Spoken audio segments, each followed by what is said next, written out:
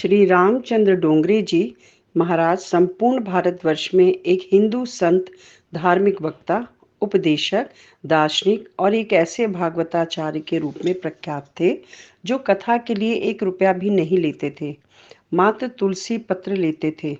जहाँ भी वो भागवत कथा कहते थे, उसमें जो भी दान दक्षिणा चढ़ावा आता, उसे उसी शहर या गांव में गरीबों के कल्याणार्थ दान कर देते थे।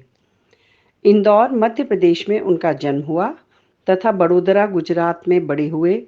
डोंगरे जी महाराज एक प्रखर वक्ता और भागवत कथाकार थे। उनकी माता का नाम कमलाताई और पिता का नाम केशव भाई डोंगरे था। डोंगरे जी महाराज ने अहमदाबाद में संन्यास आश्रम और काशी में अभ्यास करके थोड़े समय में कर्मकांड का व्यवसाय किया। उसके बाद सर्वप्रथम सरयू मंदिर अहमदाबाद में भागवत कथा का वाचन किया। उनकी वाणी से श्रोता भाव विभोर हो जाते हैं। डोंगरे जी महाराज को सुखदेव तुल्य कहा जाता है, क्योंकि उनका जीवन सुखदेव जी जैसा निस्वार्थपूर्ण था। उनका प्रण था कि कभी कथा की दक्षिणा नहीं लेनी। जिस जगह कथा होती थी, लाखों रुपए उसी नगर के किसी सामाजिक कार्य, धर्म व्यवस्था, जन सेवा के लिए दान किया करते। उनके अंतिम प्रवचन में गोरखपुर में कैंसर अस्पताल के लिए 1 करोड़ रुपए उनकी चौपाटी पर जमा हुए। डोंगरे जी महाराज की शादी हुई थी।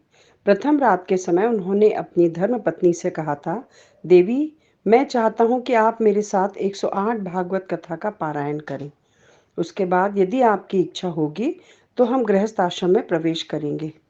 उसके बाद जहाँ जहाँ डोंगरे जी महाराज भागवत कथा करने जाते, उनकी पत्नी भी साथ जाती। 108 भागवत पूर्ण होने में करीब 7 वर्ष बीत गए। तब डोंगरे जी महाराज पत्नी से बोले, अब अगर आपकी आज्ञा हो तो हम गृहस्थ आश्रम में प्रवेश कर संतान उत्पन्न करें। इस पर उनकी पत्नी ने कहा, आपके श्रीमुख से 108 भागवत श्रवण करने के बाद मैंने गोपाल को ही अपना पुत्र मान लिया है, इसलिए अब हमें संतान उत्पन्न करने की कोई आवश्यकता नहीं है। धन्य है ऐसे धर्म पति पत्नी, धन्य है उनकी भक्ति और उनका कृष्ण प्रेम। डोंगरे जी महाराज की पत्नी आबू में रहती थी और डोंगरे जी महाराज देश दुनिया में भागवत रस बरसाते थे। पत्नी के मृत्यु के 5 दिन पश्चात उन्हें इसका पता चला। वे अस्थि विसर्जन करने गए। उनके साथ मुंबई के बहुत बड़े सेठ रति भाई पटेल जी।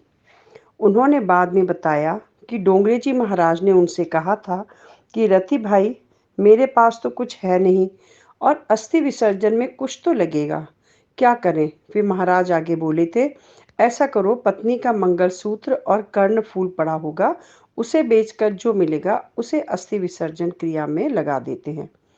सेठ रतिभाई पटेल ने रोते हुए बताया था कि जिन महाराज श्री के इशारे पर लोग कुछ भी करने को तैयार रहते थे, वह महापुरुष कह रहा था कि पत्नी के अस्थि विसर्जन के लिए पैसे नहीं हैं। हम उसी समय मर क्यों न गए। फूट फूट कर रोने के अलावा मेरे मुंह से एक शब्द नहीं निकल रहा था। ब्रह्मलीन परम पूज्य रामचंद्र डोंगरे जी महाराज दिनांक 9/11/1991 के दिन गुरुवार समय 9:37 पर अंतिम सांस लेकर ब्रह्मलीन हुए। उनकी इच्छानुसार उनके नश्वर शरीर को बड़ोदरा के पास मालसर में नर्मदा मैया के प्रवाह में जल समाधि देकर प्रवाहित किया। सनातन धर्म ही सर्वोपरि है।